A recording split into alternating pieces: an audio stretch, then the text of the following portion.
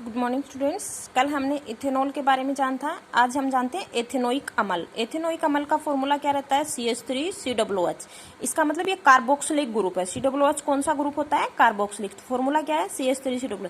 इसको साधारण एसिटिक अम्ल के नाम से जाना जाता है। किस नाम से जाना जाता है? एसिटिक अम्ल। इसका मतलब ये अम्ल है, इसका मतलब ये क्या है? अम्ल। तो इसे सामान्यतः एसिटिक अम्ल कहा जाता है। इसको क्या कहा जाता है? एसिटिक अम्ल। जो एसिटिक अम्ल का अगर 3-4% विलेन है तो उसको सिरका कहा जाता है, जो हम अचार वगैरह में यूज करते हैं। ठीक है, पनीर बनाने में हम सिरका का प्रयोग करते हैं। तो एसिटिक अम्ल का अगर 3-4% मीन्स विलेन तैयार किया जाता है तो उसको क्या बोला जाता है? सिरका।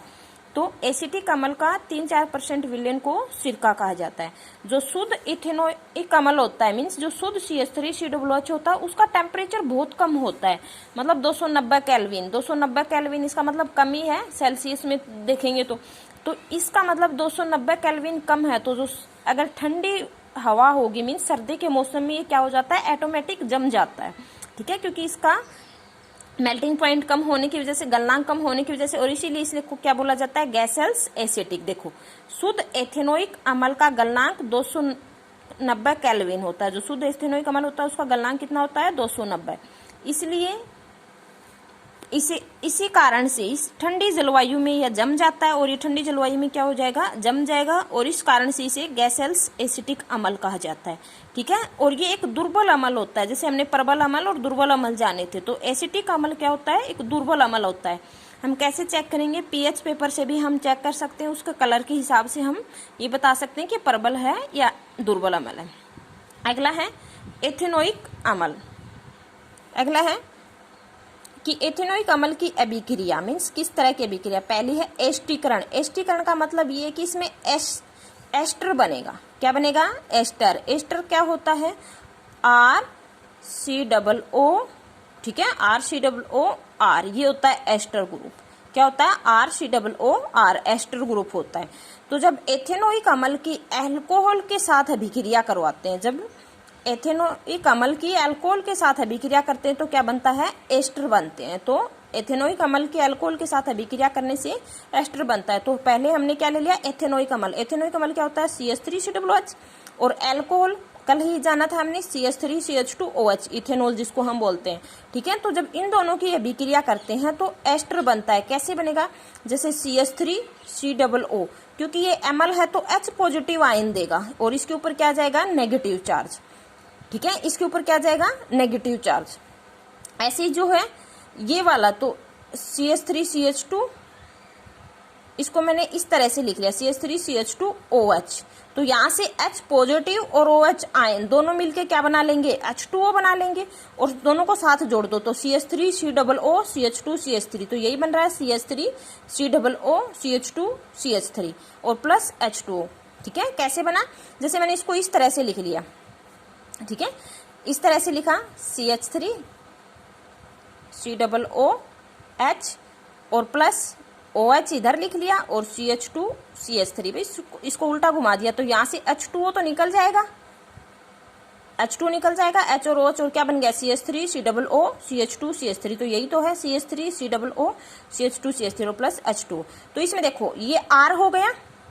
ठीक है, और ये COOR। तो RCOOR मैंने कौन सा ग्रुप बताया था? Aster group. तो इसका मतलब ये क्या बन गया? एस्टर बन गया, और इसीलिए इस रिएक्शन को क्या बोला जाता है? एस्टीकरण। ठीक है, नेक्स्ट रिएक्शन देखो, क्षारक के साथ अभिक्रिया। अब थोड़ी देर पहले ही मैंने बताई ये दुर्बल अम्ल होते हैं, और दुर्बल अम्ल हो चाहे प्रबल अम्ल हो, जब अम्ल की क्षारक के साथ अभिक्रिया करवाई जाती है तो क्या बनता है? लवण और प्लस जल। यही बनता है, पीछे वाले चैप्टर में हमने देखा था।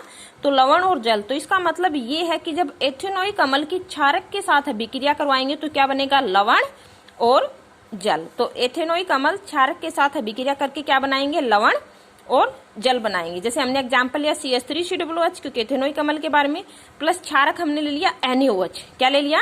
NaOH। तो अगर मैंने इसको इस तरह से लिख लिया CH3COOH, क्योंकि जो अम्ल होंगे वो H पॉजिटिव आयन देंगे, और सोडियम, और इसको अगर इस तरह से लिख लिया जैसे OH Na, क्योंकि सोडियम के ऊपर पॉजिटिव चार्ज आएगा और OH के ऊपर नेगेटिव। तो ये दोनों मिलके क्या बना लेंगे? H2O बना लेंगे, और ये इसके साथ मिल जाएगा तो CH3COONA। ये तो क्या हो गया? लवण हो गया और ये H2O प्लस जल। तो क्षारक के साथ अभिक्रिया करवाएंगे तो क्या बनेगा, लवण और जल। ठीक है। उसके बाद में है एथेनोइक अम्ल की कार्बोनेट एवं हाइड्रोजन कार्बोनेट के साथ। कार्बोनेट ग्रुप कौन सा होता है, CO3, और हाइड्रोजन कार्बोनेट कौन सा होता है, HCO3। जैसे सोडियम कार्बोनेट लेंगे तो Na2CO3 हो जाएगा, ऐसे ही सोडियम हाइड्रोजन कार्बोनेट लेंगे तो NaHCO3 हो जाएगा। तो एथेनोइक अम्ल जब कार्बोनेट और हाइड्रोजन कार्बोनेट के साथ अभिक्रिया करेगा तो लवण बनेगा, कार्बन डाइऑक्साइड गैस बनेगी और जल बनेगा। क्या क्या बनेगा, एथेनोइक अम्ल कार्बोनेट और हाइड्रोजन बाइकार्बोनेट के साथ रिएक्शन करेगा तो लवण, कार्बन डाइऑक्साइड और जल बनाएंगे। रिएक्शन देखो, जैसे ये CH3COOH प्लस Na2 और CO3, ये कौन सा ग्रुप हो गया, कार्बोनेट। तो सीधी सी बात है, क्योंकि ये अम्ल है तो क्या देंगे, CH3COO H पॉजिटिव आयन की फॉर्म में बाहर निकल जाएगा। H पॉजिटिव आयन फॉर्म में निकला और ये किस फॉर्म में है, 2Na पॉजिटिव में टूटेगा और CO3 2 नेगेटिव फॉर्म में टूट जाएगा। किस फॉर्म में, 2Na पॉजिटिव। तो इसका मतलब इसके ऊपर नेगेटिव चार्ज है, तो सोडियम तो किसके साथ जुड़ गया, इसके साथ जुड़ गया। तो 2 सोडियम एटम है तो इसके ऊपर तो एक ही नेगेटिव, इसका मतलब हम 2 मॉलिक्यूल ले लेंगे। 2 मॉलिक्यूल ले लेंगे तो ये क्या बन जाएगा, 2CH3COONA। और ये क्योंकि ये 2 हाइड्रोजन हो गए तो 2H पॉजिटिव और CO3 नेगेटिव, तो दोनों मिलके क्या बना लेंगे, जैसे यहाँ से ये CO2 और प्लस H2O, क्या बन जाएगा, CO2 और प्लस H2O। तो यही तो H2O और प्लस CO2।